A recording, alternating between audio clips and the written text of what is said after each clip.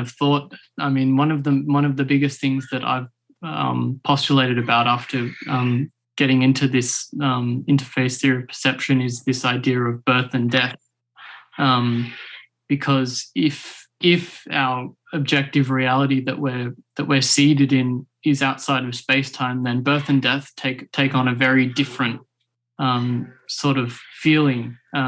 You might think that birth and death are in a singularity to a point. Is this something that you've battled with?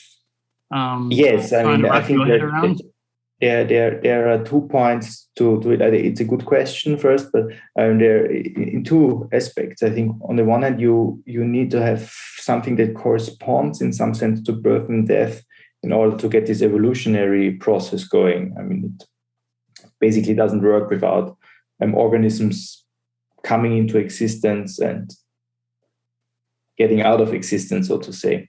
But on the other hand, your question, what does birth and death mean if you think about a non-spatio-temporal kind of state, if you think about the timeless universe? That's a very good question.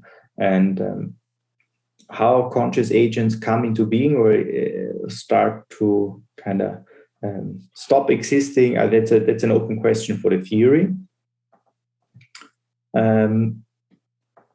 So I would say the naive possibility that's like a birth and death process that we observe here in the world, that's and somehow out of the question. So you need to have a more subtle answer to that question.